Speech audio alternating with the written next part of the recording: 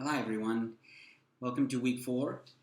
And this week we have a very jam packed week filled with a lot of different topics. We're going to be discussing the public expenditures in practice. And I hope you enjoy this next lecture and let's get started.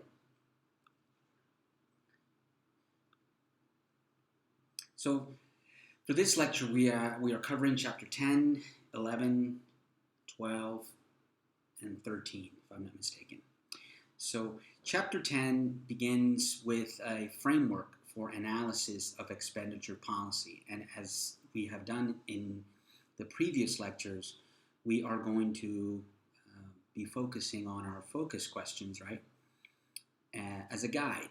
And these chapters, I've noticed that as we get farther and farther into the book, the focus questions get longer and tougher. So, but let's work them out, and I'm sure we're going to do okay. All right. So, focus question number 1, 10.1, and that question asks, what are the major steps in the analysis of a public expenditure program? Okay. So. There's many ways that you can address this question. In the book, it gives you a step-by-step kind of a laundry list of step-by-step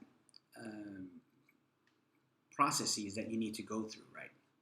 So the first thing is identify the need for a program, right? For example, do we need healthcare? Do we need Section 8 housing? Do we need public assistance for the poor, etc.? Right. So, what is the need for the program? Then you identify what kind of market failures you're going to be associated with, right? Whether it's obviously the provision of public goods generates market failures, but also asymmetric information. It could be also lack of competition. It could be many things, right, that create market failures. So you have to identify what those market failures are. Look at alternative forms of government intervention. What are your different alternatives as far as policy? In what ways can you provide this program, right? Keep in mind the importance of particular design features, right, of the program. So there's many ways that you can design a program, and one way might be better suited for an area of the country or a state or for a demographic than another program. Think about private sector responses to government programs, right? We talked about PPPs, right? Public-private partnerships. So is there a way or an opportunity for the private sector to provide these programs? Think about efficiency consequences, right? So we have, are we going to be losing allocative efficiency through productive efficiency, right? Think about the consequences, right? We have distributional consequences. What kind of impacts is the program going to have for certain people in the economy and society? Of course, the equity efficiency trade-off, right, which is kind of encompasses all of these questions, because we're going to have to give up, right? At some point, you're going to have to give up some efficiency to gain equity, and vice versa, right? And of course, as everything in life and in the public sector and in politics, you have public policy objectives and the political interests and objectives that need to be addressed and considered as well, right? So it's not just what's economically feasible, but also what is politically feasible given the policy objectives of the administration that is currently in turn, right, in power. Focus question number 2. What are some of the reasons why the actual effects of a government program are different from those that are intended or apparent at first sight, right? What is meant by the incidence of a program? So what do we mean by the incidence of a program, and why the actual effects of a program are different from those that are intended. Well, one way that we can think about this has to do with the income and substitution effects, right, and distributional consequences.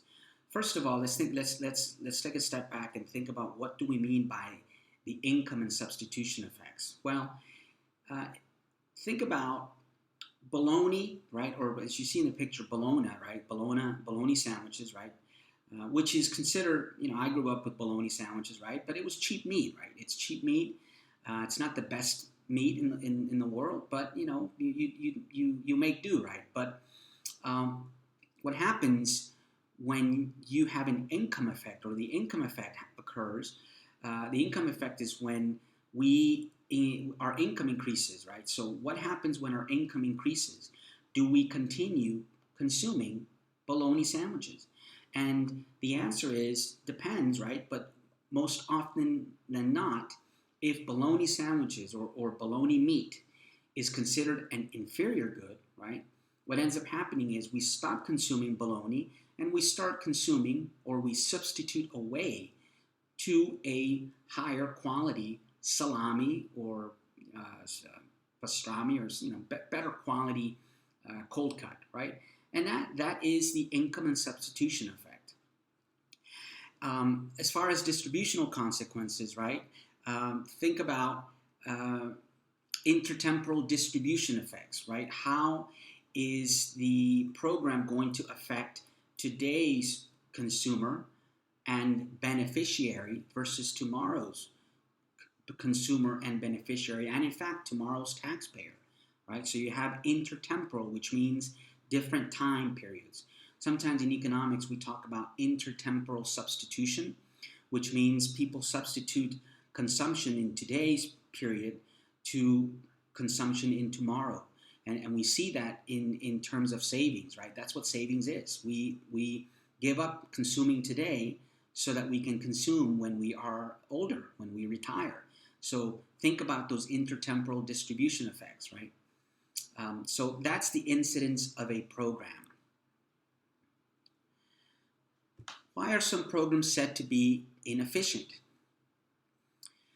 Well, to answer this question, it really has all to do with fairness, right? When we think about a program, it can be very efficient.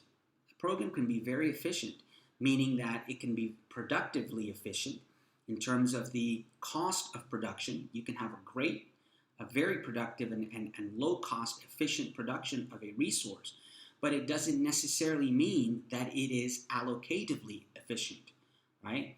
And so in that respect, we have the question of fairness comes up, right? Think about this cartoon. It says, for a fair selection, everybody has to take the same exam. Please climb that tree, right? And you can begin to think about this cartoon and apply it to society, right?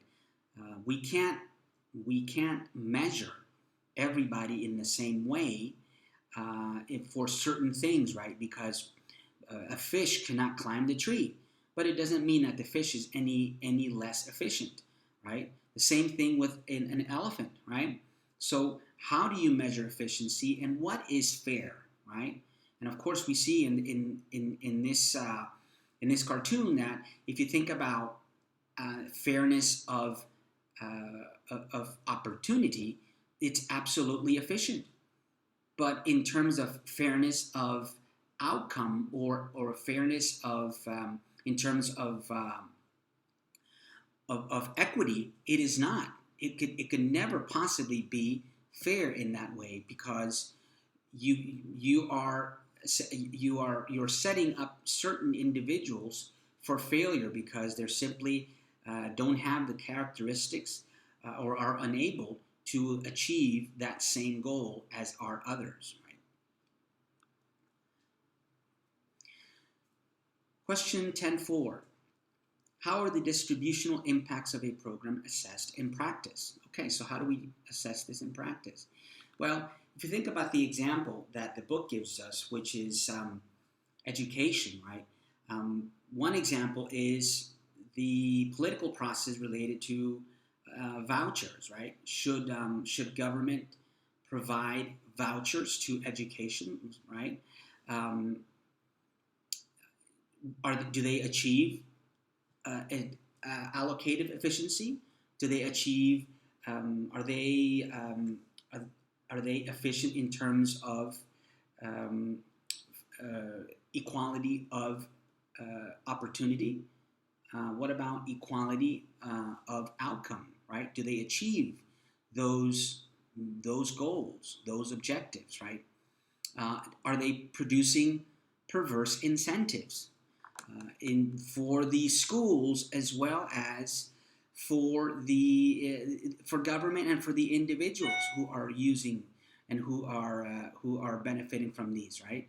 Um, are in education tax credits, for example, the in general education tax credits, do they produce perverse incentives for certain schools to change their, for example, their admission standards, just because by changing those admission standards, they are going to be able to benefit from tax credits? And so does that reduce the quality of education, right? And or does that limit somebody's opportunity to get an education because of these perverse incentives that have been created? So these are some of the questions that we might ask in assessing, right? What is meant by the trade-off between equity and efficiency? Is there always such a trade-off? And we've talked about this for several lectures already, and I think it's pretty clear, and it seems clear from your DQs and your assignments. But let's think about it even more here. Now, here I have a very nice. Whoops, I'm sorry. Here I have a beautiful Rolex, right? A very nice timepiece. Let's think about the Rolex. It's a good, right? It's obviously a private good. It's a luxury good, but it's produced with the highest standards of quality, and it's produced with the highest levels of efficiency, right? These are highly qualified individuals who make these, right? These are craftspersons, craftsmen and craftswomen that make these Rolexes, right? They're made in Switzerland, right? Very, very high quality. The standard in quality for a luxury timepiece. So they're very, very efficient in terms of their productive efficiency, right? But are they achieving allocated efficiency? And obviously the answer is no, right? Because this is a timepiece that is extremely expensive. It's not accessible to many individuals in society, perhaps even just a very limited few. And the trade-offs, right, that come even if you had the chance, right? Even if you had the money, would you spend $12,000 or $15,000 for a new Rolex, right? So there's always going to be that trade-off in terms of thinking about efficiency, equity, and efficiency from your own personal perspective, right? You would rather seek out some consumption, a bundle of consumption that would generate a much more efficient allocation of your resources.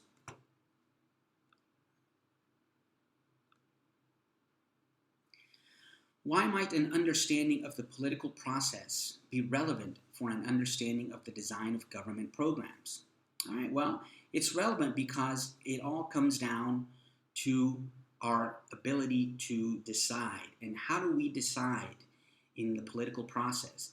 We decide through voting. That's how we decide. That's how, in other words, if you think about voting and politics as a market, the money, the medium of exchange is our vote, right? And so that's why it's so important for us to understand and the political process and understand the design of government programs, right?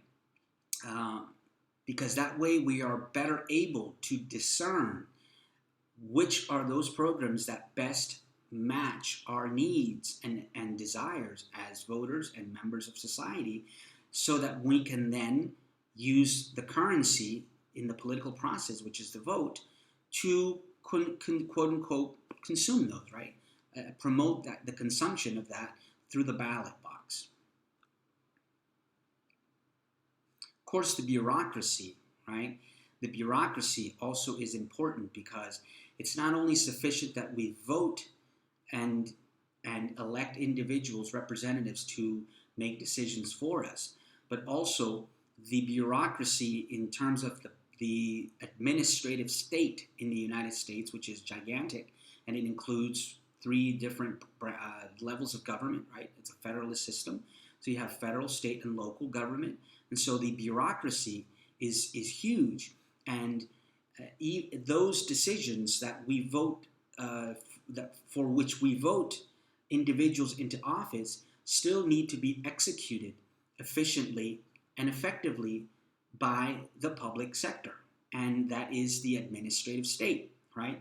The administrative state is the entire apparatus that executes and makes the Constitution and the laws and the policies come alive and actually benefit the citizens.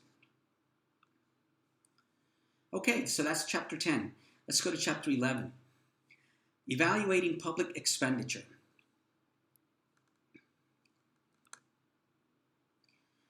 What is cost-benefit analysis, and why is it useful? What are the basic steps in cost-benefit analysis?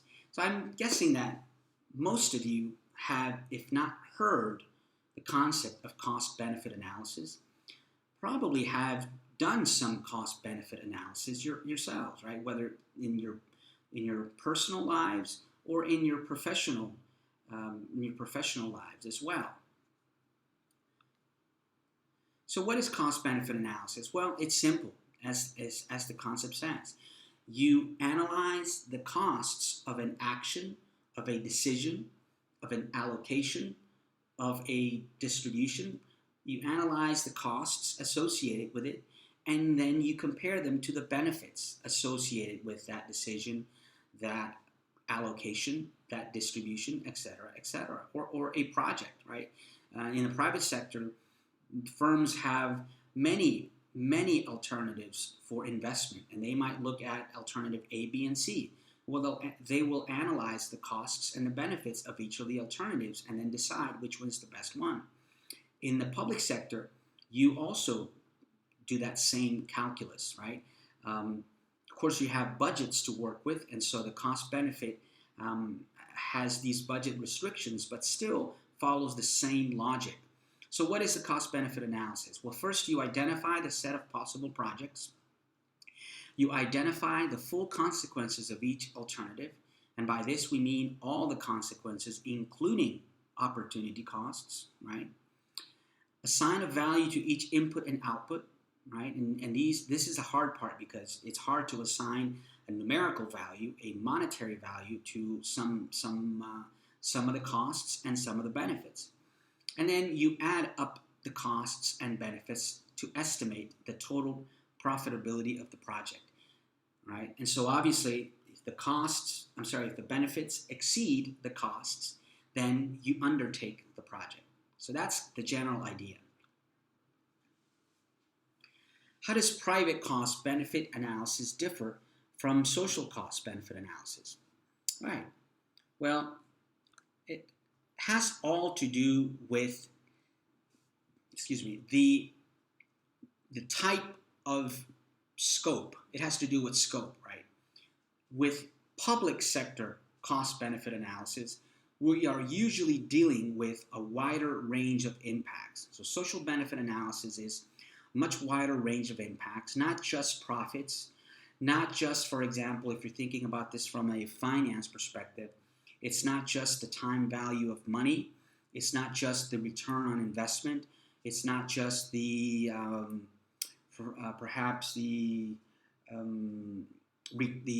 period, the payback period, right? Or the internal rate of return. These are all financial elements that we use to analyze projects in the private sector. But in the public sector, you use a different set of parameters, right? And they're much wider in terms of scope. The social cost benefit analysis also has to deal with market failures, right? And the often inexistence of the market prices. Maybe we don't have a market. Maybe the market doesn't exist. And so how can we arrive at a cost, a monetary cost, and a monetary benefit if we don't have a market, if we can't price a good? So you can imagine then the difficulties and the challenges that public sector individuals have to often face with analyzing and arriving at a sound cost-benefit analysis. Question 11.3. What is consumer surplus and what role does it play in cost-benefit analysis? So linked to this idea of cost-benefit analysis, we have consumer surplus. And I think we touched upon it in the last lecture. But again, if I may refresh, we have consumer surplus and we have producer surplus, right? And economics, simple. The producer surplus is that area that is above the equilibrium price, right? That you would be willing. Above the cost that you would be willing to sell the product, right? And below the demand curve.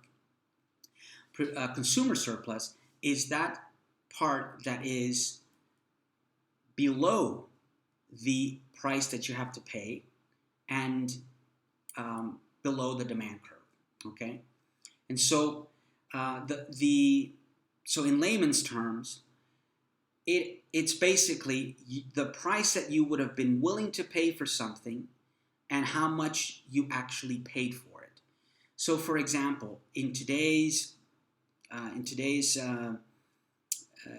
world, in today's society, we have a lot of competition for airline tickets, right? But it depends on the destination and the time and the type of seat, etc. And so, say for example, you have a personal budget that says, I'm willing to pay $500 for a plane ticket to the East Coast, right? And so that's your reservation price. Well, if you end up paying $400, then you have achieved a $100 consumer surplus because the price that you actually paid, the market price, was lower than the price that you were willing to pay for that ticket, okay?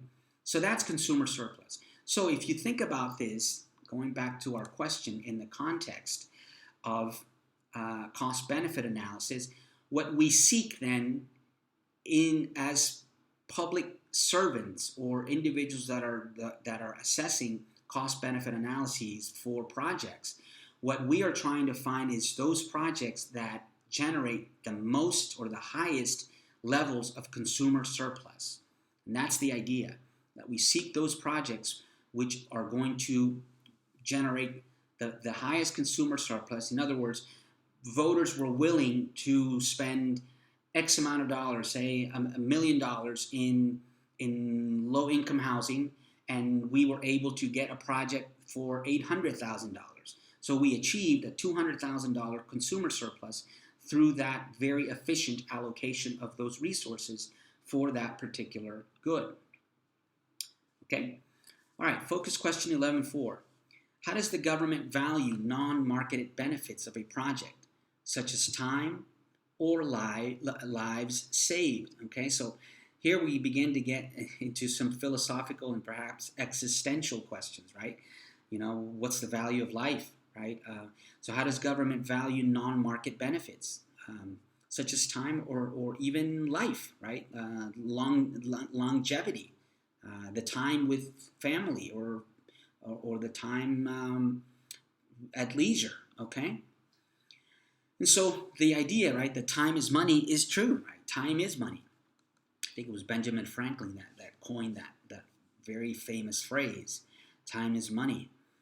One way that the government will try and place a numerical value on time and things like leisure and um, even how much we value life is by looking at how much we spend on those things that promote those activities or which promote the continuation of those activities, such as life insurance, for example, or health insurance, right? And so if we place a great value on the future of our children and their safety and their security and their financial stability and security, we are going to invest in life insurance for them because at some point it's going to serve them for their own lives, right?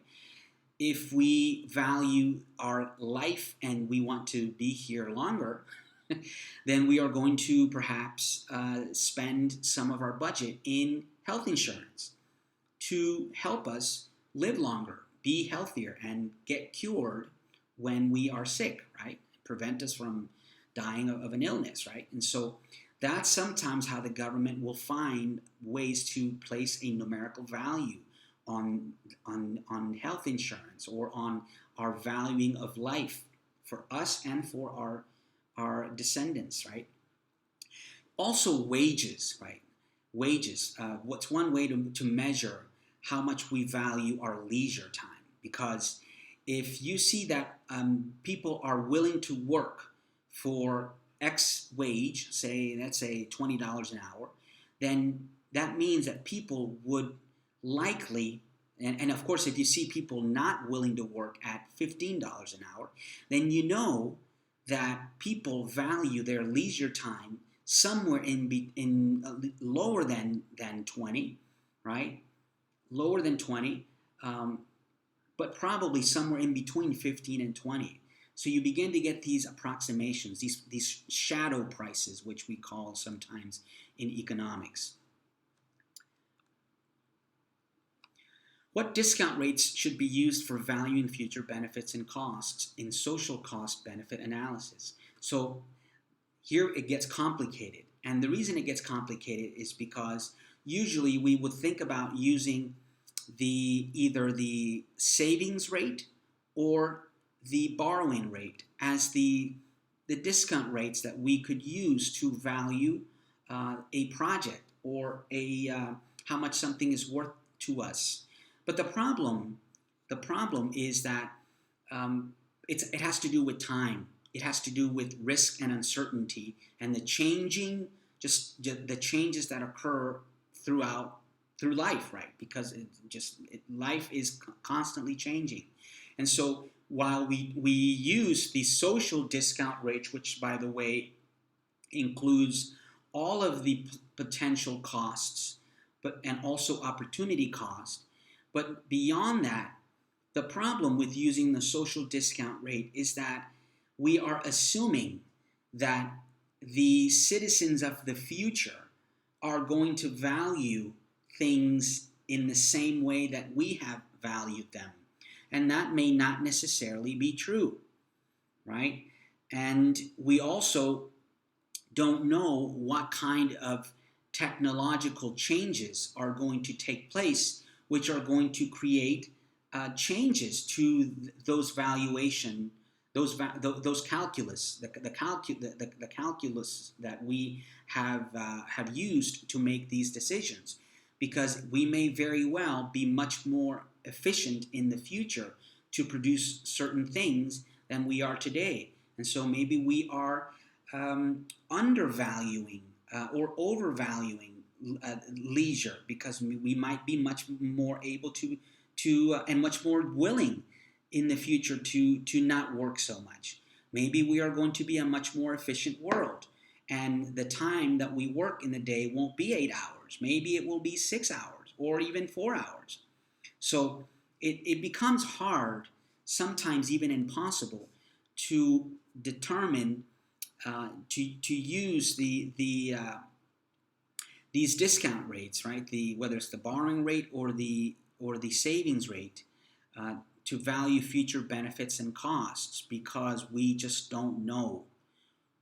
When we think about 50 years into the future, and especially now with technology changing and adapting at not linear, but it's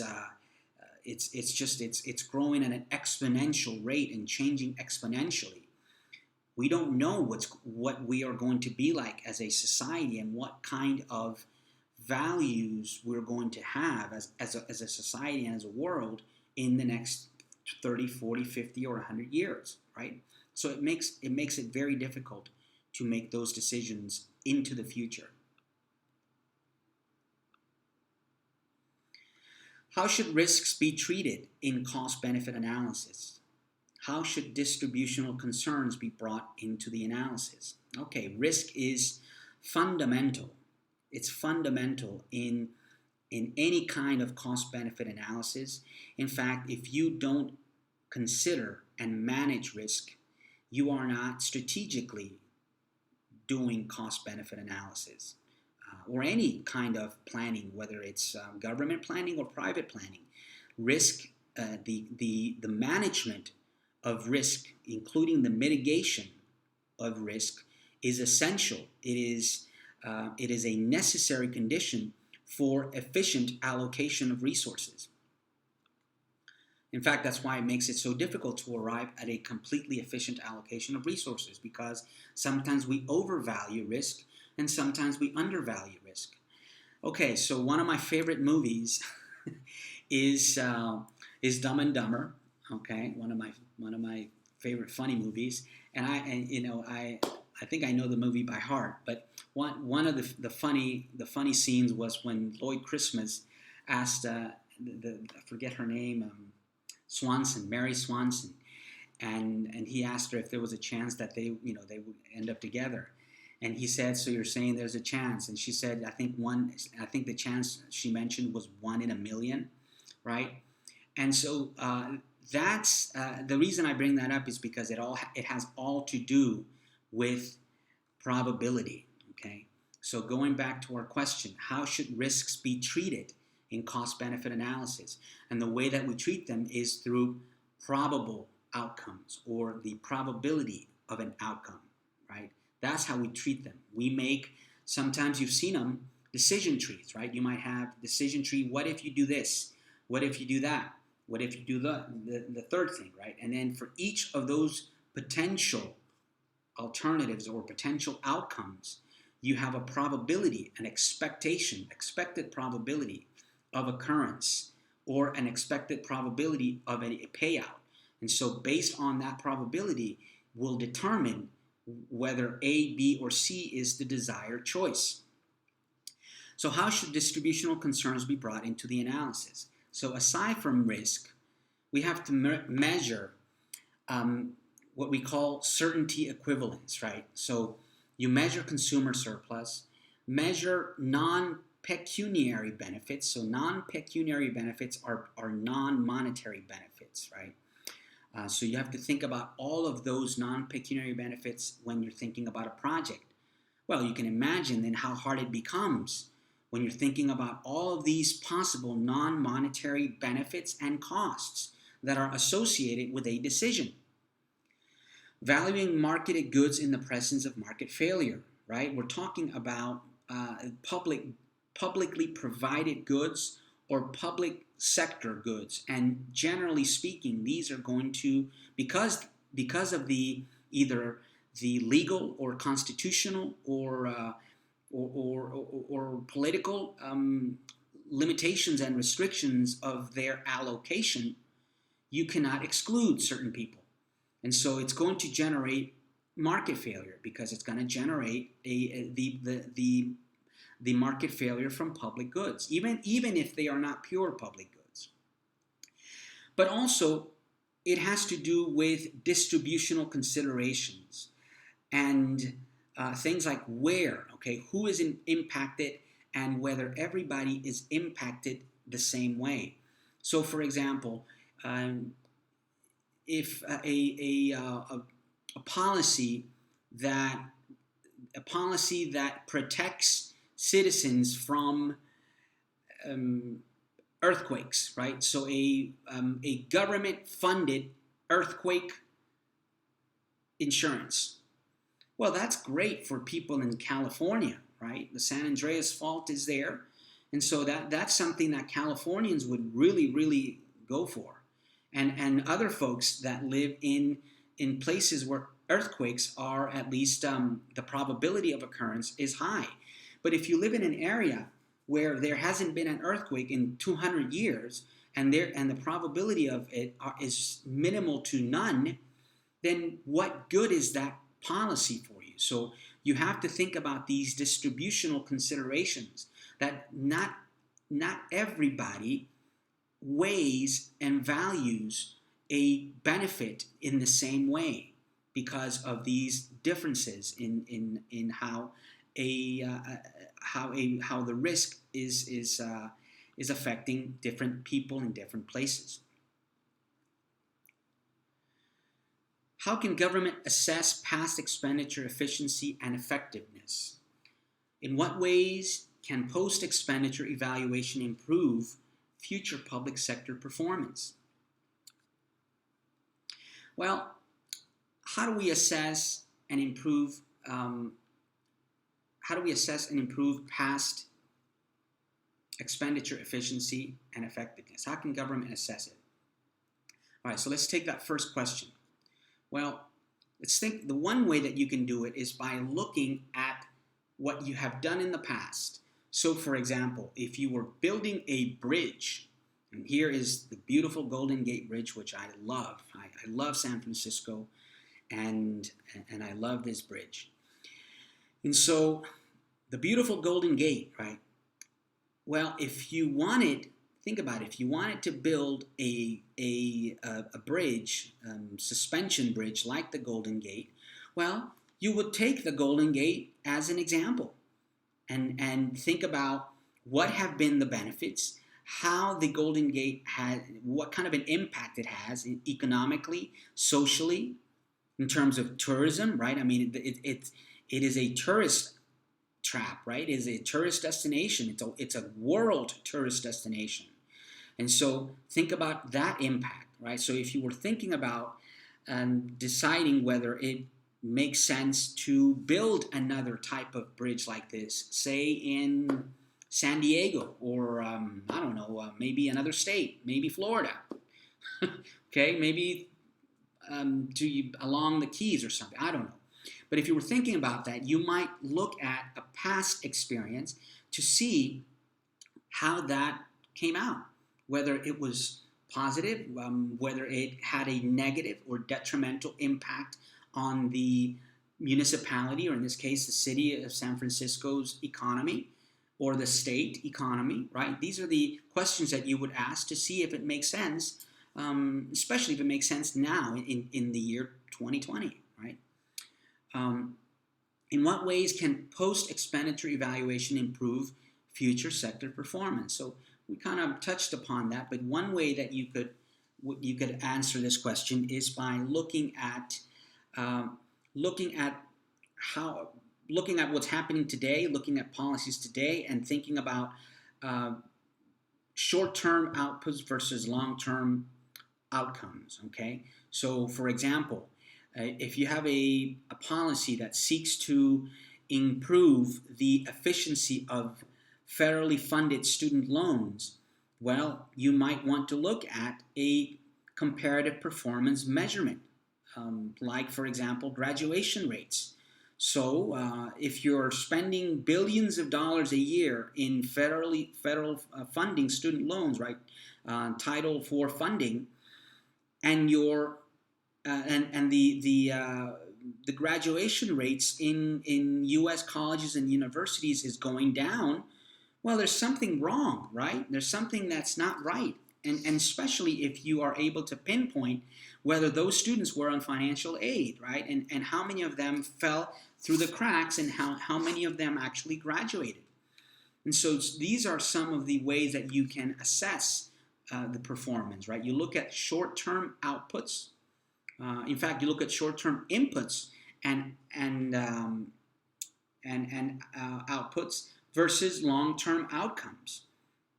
Okay, meaning, so are you is the money that's going in producing graduates, and are those graduates also able to get jobs and be productive and achieve success, right? So these are the different outcomes, the different pieces of information that you have to put together to analyze projects and analyze policies to see if they make sense, right? Okay, on to chapter 12, Defense Research and Technology. All right, let's see what this is all about. Focus question 12.1. How do we go about deciding how much to spend on national defense? What is the role of marginal analysis? All right, so not easy questions. Well, let's look at what the book says, right? National defense, how much is how much is too much, how much is not enough? All right, well, let's look back into history. And I think there's a couple of intuitive lessons that we can learn from this question. The national defense is a question of resource allocation. If you look at the first graph, the graph on the left, you see the peak, World War II, right? The peak in World War II, and then it came down after the war, and then it went back up again in the Korean War, and then it came down, not all the way down, but it came down, and then it went back up again in the Vietnam War, and then it went back up again in the Cold War, and then it came down, and then finally went back up again in Iraq and Afghanistan, right? The Gulf War and Operation Desert Storm, etc. So you look at federal defense expenditures on the left, and you see that trend, which is it's a trend that's going upward. But if you look at the figure on the right, if you look at the graph on the right, you see something very different. And you see the peak in World War II in 1940, from 41 to 45. You definitely see that peak. But then you see some minor peaks, but then it starts kind of going down, right? And why do you think it's going down? What might be explaining this? And this is why it's important to understand this question. How do we go about deciding how much to spend on national defense? It has all to do with how much are we spending in terms of our GDP, because if we only think about the nominal amounts, and if we only think about the fact that we're spending too much, right? If we say we're spending too much, that's a normative statement. We ought to spend less is a normative statement. But if we go and we say we are spending less than 10% of our GDP on defense, that's a positive statement. And that's what you're seeing. It's that you're seeing that while we are spending more dollars in defense, in terms of GDP, we are spending less and less and less, which is good, because what that is telling us is the simple fact that we are growing much, much, much, much faster than the rate of growth in spending on defense. And as long as that is the case, then you can make positive arguments, or at least you can make the arguments that the spending on defense is sustainable. Now, as far as marginal analysis, what role does this play in our decision? Well, it plays an important role, not just in defense, but in any kind of a public allocation of resources. In fact, even a private allocation of resources. But going back to defense, if we see in this chart, we see two different graphs, two different lines. We have the marginal return on spending, on dollars, and we see the total return, right? And what is this telling us? Well, it's telling us a very intuitive story, which we'll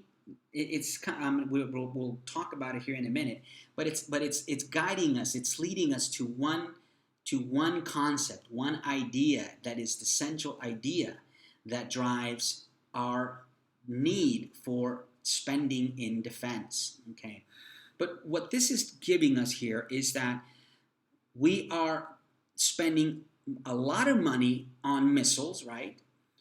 But the marginal return, so the incremental return per missile, is minimal.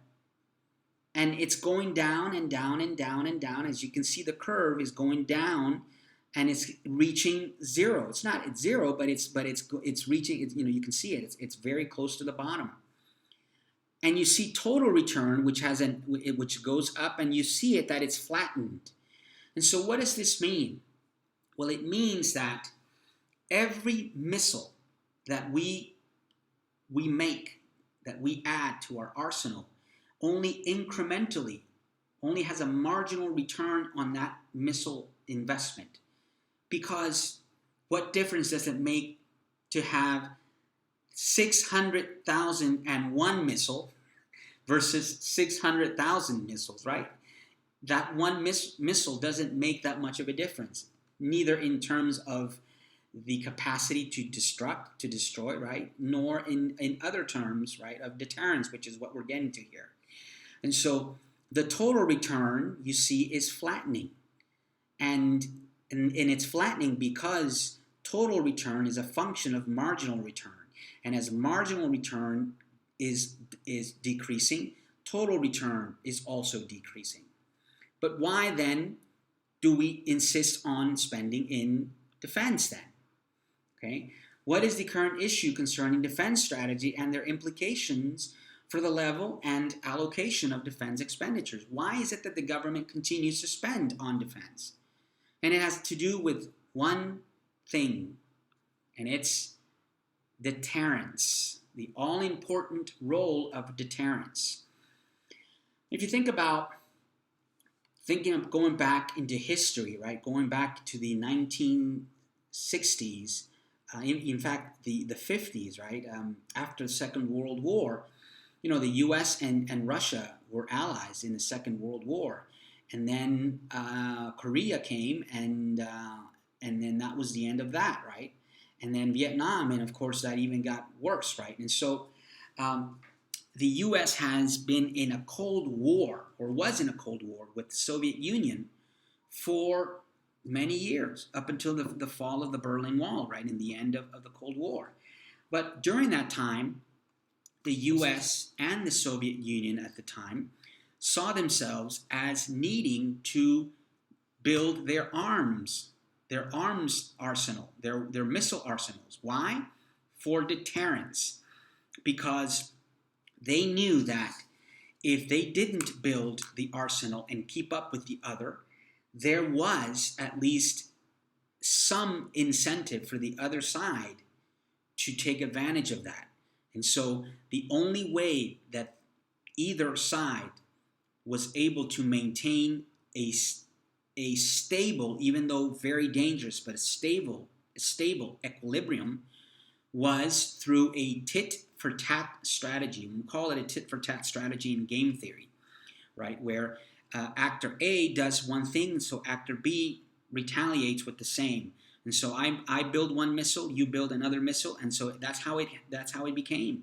And that's the way that the U.S. and the USSR were able to manage the Cold War, and they became very, very close. They came very close to annihilation, to nuclear war. This was during the Cuban Missile Crisis in 1962.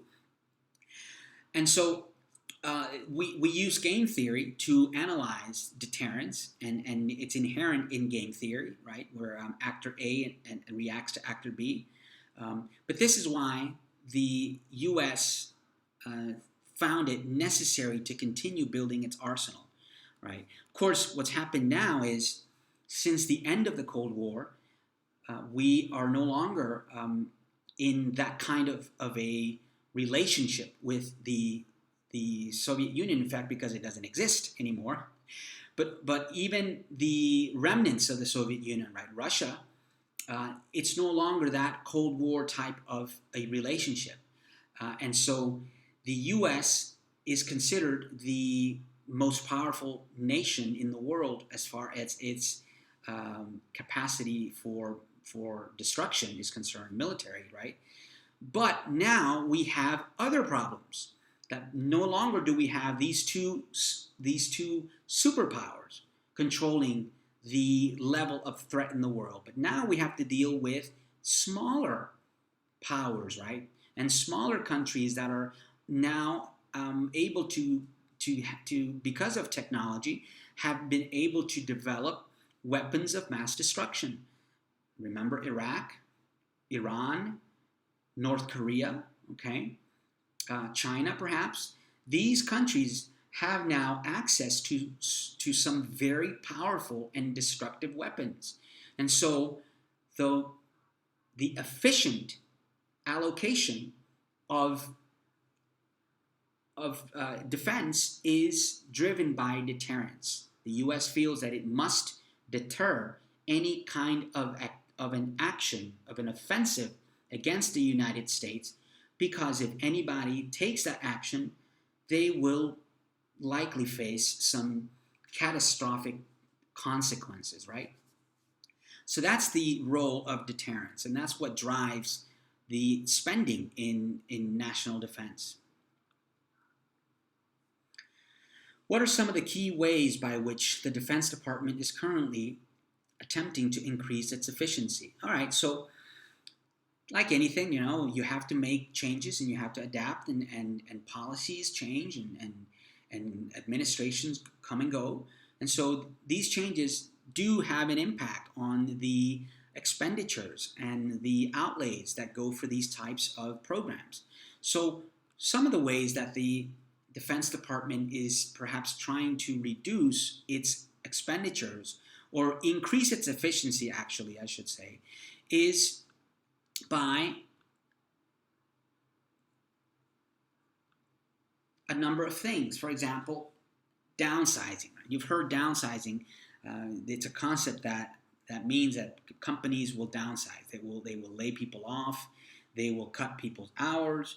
They will try and reduce some of the fat, right? It's lean manufacturing, lean production. And so a lot of times they have to downsize because the factory space is too big, it's too inefficient, they have too many workers, etc. And so they downsize. Well, it's the same with the public sector and the military. One way to downsize, one way to reduce some of these costs related to defense is simply bringing back the troops, okay? I mean, that's fantastic, right? That's a great way to reduce the expenditures in defense, is to rethink your policies, rethink your strategy, rethink whether deterrence requires the manpower to be there, right, in these different places around the world. But all of these decisions have to be made, but it all comes down to increasing the efficiency, right? Because it's a trade-off. Do you really need 15,000 troops in location A, or can you still be just as effective in deterring the enemy by having missiles in that part of the world, right? And so these are the trade-offs. These are the decisions that you make and that you have to make to try and find the most efficient allocation. And by the way, not just efficiency in monetary terms, but non-fiduciary too, right? Non-monetary terms. Look at this picture. I mean, I look at this picture and I just it fills me with joy, right? This is a beautiful picture. This is a wife and a newborn baby, right?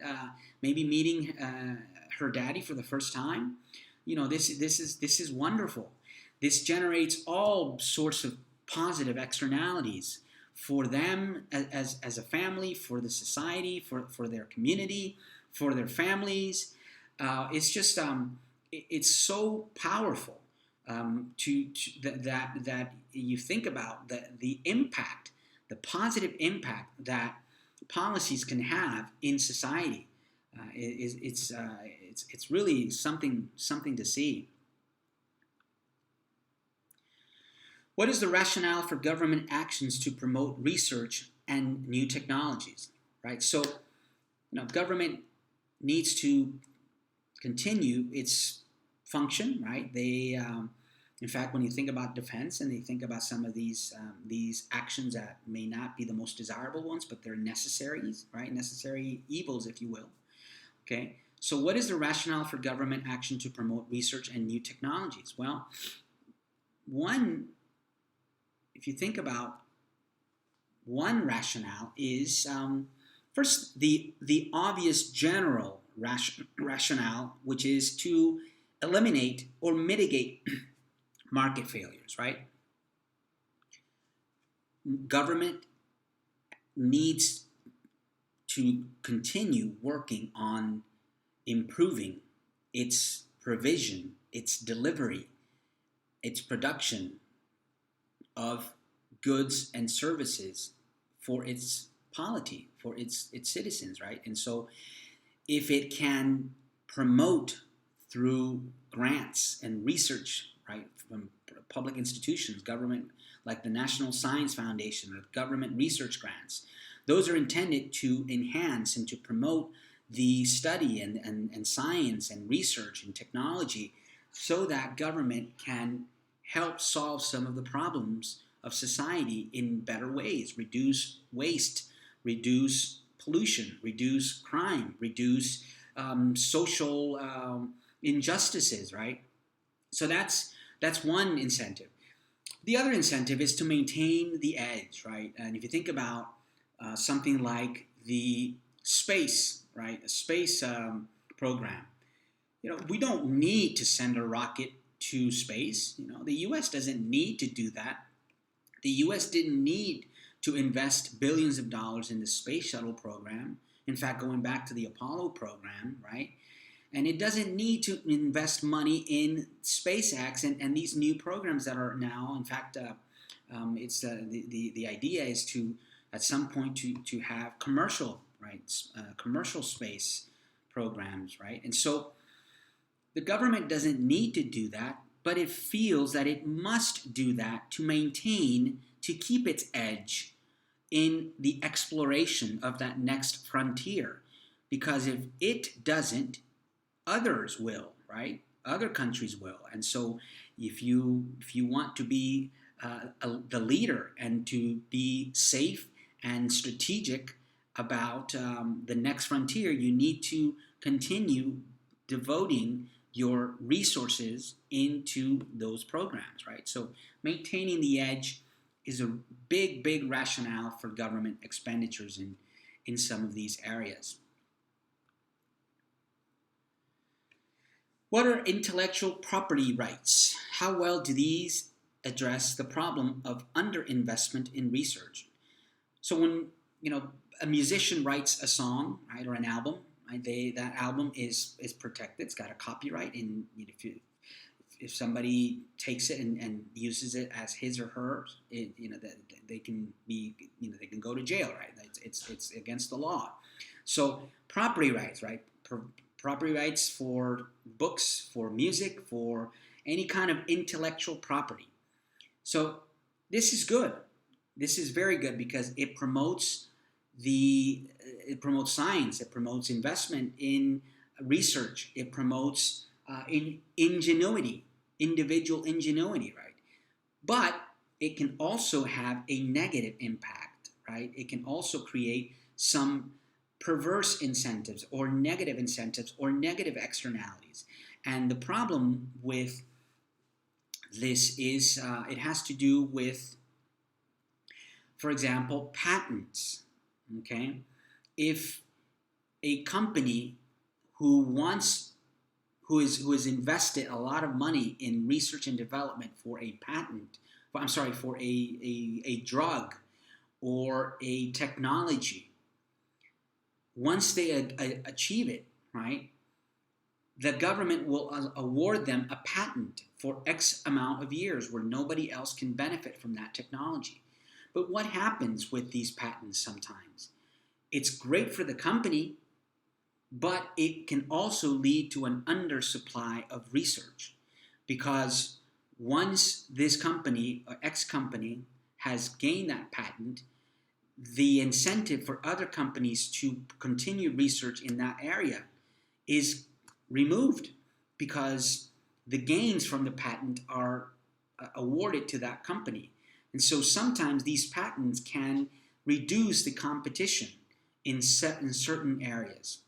Okay, so intellectual property rights are necessary, but they also have some negative instances. In fact, that's why sometimes things like vaccines have to be regulated by the government, and the government will actually promote research and development of these with the understanding that once these companies achieve the invention or the vaccine or what have you, that belongs to the government, and the government will be able to distribute that good or service or the vaccine at a low cost or at no cost to its citizens. Because it would, if it didn't do that, then it would create a very serious market failure, in that you would have something that is necessary, right, and in high demand, but being charged a monopoly price. And so you would have a market failure due to an imperfectly competitive market or a monopoly market. What are the other ways by which government encourages the private production of knowledge? Why does government provide direct support to research? So, kind of same vein, right? Along the same lines, this question. Other ways by which the government encourages the private production of knowledge, okay? Well, aside from awarding patents, the government can also provide fiscal incentives, okay? Fiscal incentives. Incremental research and incremental tax credits, right? Maybe for example, if you have a lab and that lab is working on the cure for cancer, and so if the government might say, well, if that lab if that lab generates $1 million in revenue for the year, and 40% of the time, the resources was devoted for cancer research, then you receive a tax credit on $400,000 of that $1 million in revenue. Okay, so there's ways that the government can provide these additional incentives to encourage knowledge and the production of knowledge by individuals. Very well. So here we are, chapter 13. This one is about healthcare. All right, focus question 13.1. What are the fundamental problems facing the healthcare system today? Not an easy question because, as you can imagine, a lot of problems, right? A lot of problems with healthcare throughout the history of the United States, right? You have a large nation with 50 states, where each state has its own laws and limitations and structure and political differences, etc. So federalism is just one of the huge challenges to providing health care for a nation of 300 million citizens, right? 320 million citizens. But the big problem in general with healthcare is the rising healthcare costs, okay? And healthcare expenditures, total healthcare expenditures from, over the last 50 years, right? You see in these charts, you see in the chart B, you see medical consumer price index, and that's the line at the top, and then the line at the bottom of the left-hand chart says CPI, and that stands for Consumer Price Index. So you see the medical CPI and the non-medical CPI. And what can you see? Well, you see that from about 1985, 83, 84, you begin to see medical consumer price index completely go through the roof compared to the regular consumer price index. What is this telling you? It's telling you that the price of healthcare has increased considerably faster than the regular level of prices in the economy. And if you look at the other chart, it's just as alarming, because you're looking at health expenditures as a percentage of GDP versus total health expenditures, right? And you see that even as a percentage of GDP, health expenditures. People in the nation is consuming is spending a lot more in health today than it used to 50 years ago. And of course, this is a function of many factors, right? Among them is population, right? We were a bigger nation in now than we were in 1960. But still, you see that there is something that is not consistent with the increase in prices and the increase in population, because when you're looking at the regular prices, right, non-healthcare prices versus healthcare, you see that the incremental change is much higher for healthcare than it is for any other price. So in other words, the price of housing, the price of food, the price of clothing, all going up, sure, but not in the same dimension as healthcare. What role does the government play in the healthcare sector today?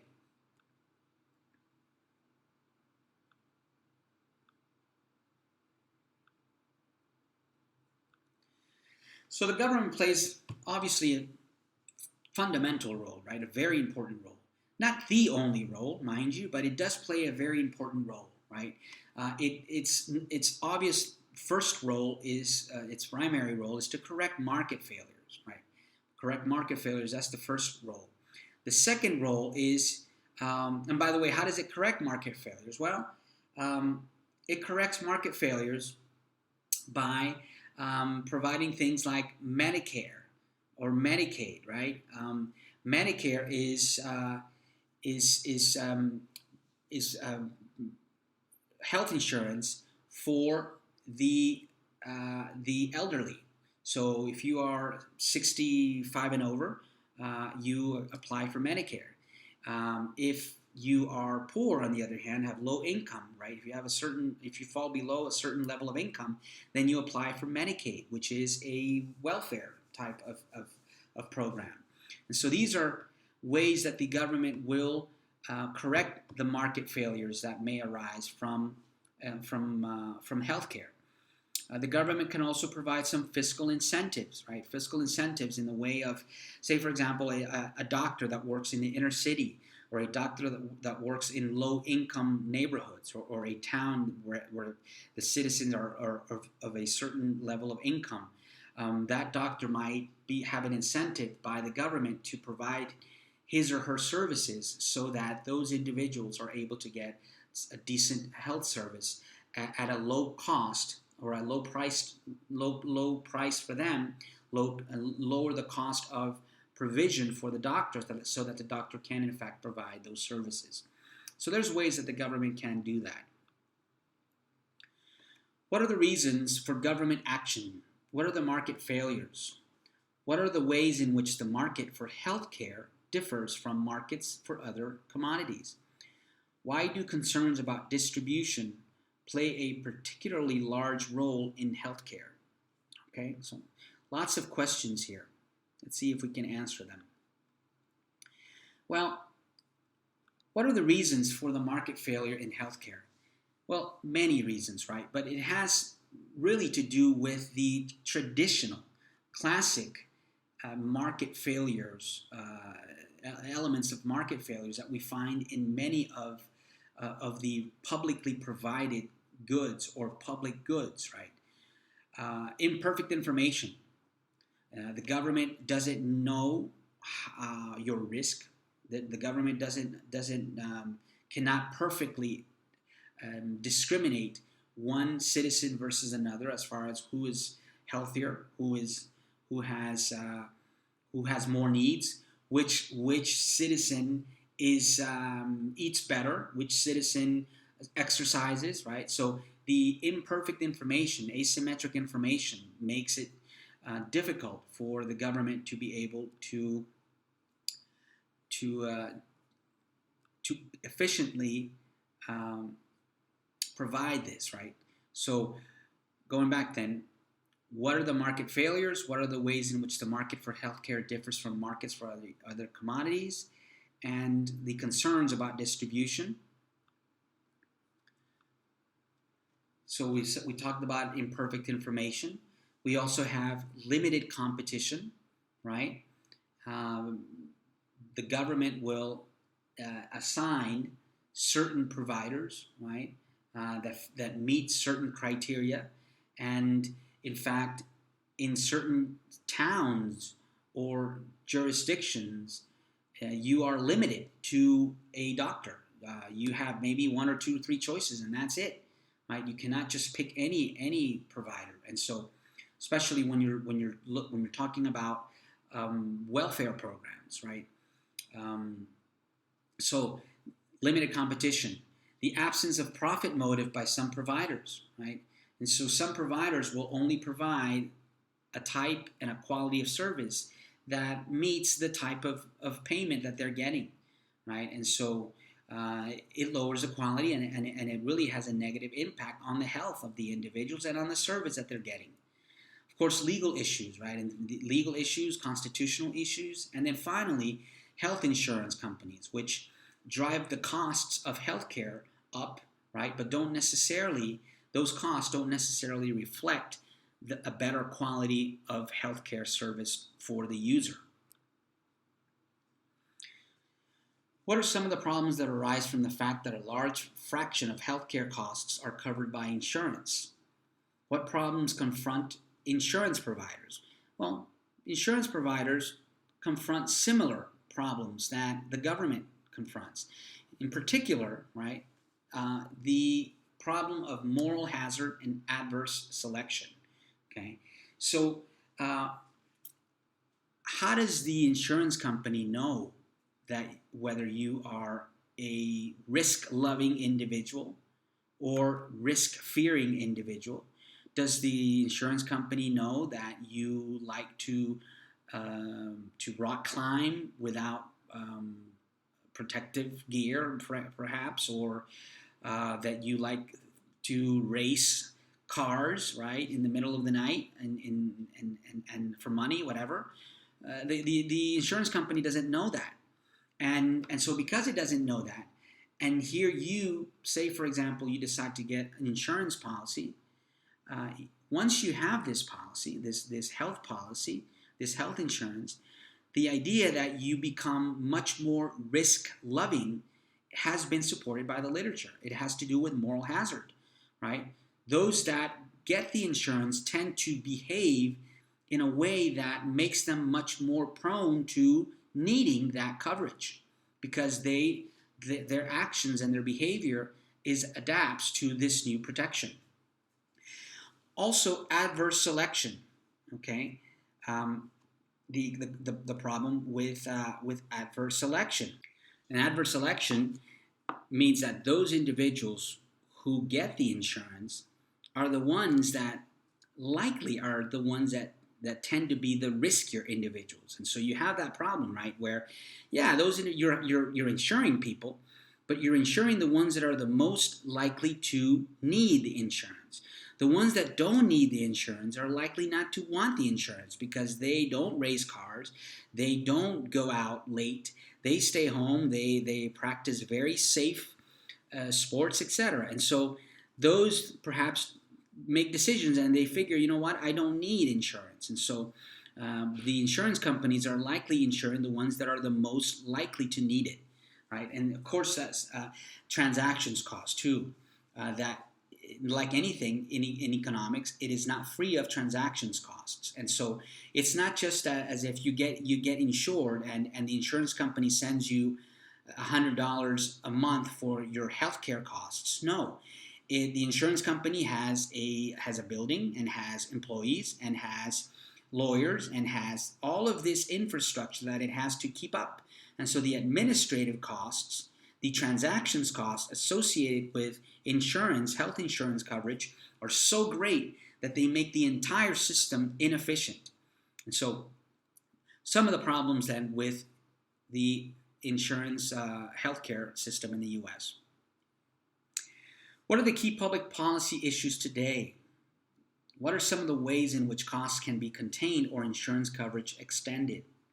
What are some of the major proposed reforms to Medicare, a public program that provides health insurance to the aged, and Medicaid, a public program that provides health care for those who otherwise might not be able to afford it? So what are some of the key policy issues?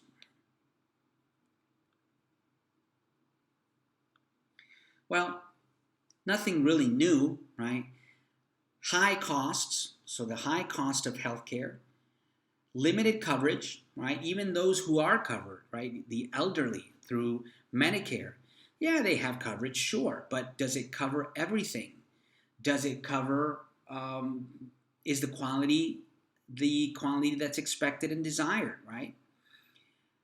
What about insurance premiums? Are these insurance premiums are they affecting also the cost of the publicly provided healthcare costs, right? Because uh, the insurance companies are providing private healthcare, but those premiums are going up, which means the cost of private insurance is going up. Well, there tends to be kind of a pull inflation effect, where as the cost of private insurance goes up, public sector providers are also going to charge higher costs because nobody wants to work pro bono.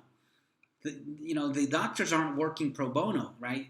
Doctors are thinking, okay, I can have a private clinic, right, a private practice, and make $25,000 a month, or I can have a public provided clinic and make $10,000 a month or less.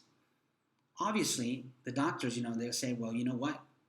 It doesn't make sense for me to engage in with these types of patients. I'm just going to do my own private, right? And so what they'll do is, because of the high costs of private insurance or private healthcare, the insurance companies driving those high costs, that's also pulling the cost of publicly provided insurance. And so if you think about it in global terms, you see why the cost of healthcare has gone up so much. Of course, fiscal and budgetary strains, right? This is very important because the budget is what limits how much we can provide, and these are mandatory spending programs, right? And this is not something that we can just do without. This is not a political or partisan decision that any incoming administration can change. No, this is by law required, and so you have these fiscal and budgetary strains to the spending in healthcare.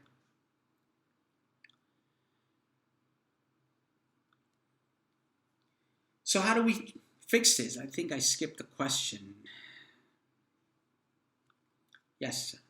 What are some of the major proposed reforms? Okay, so how do we fix this? How might we fix it?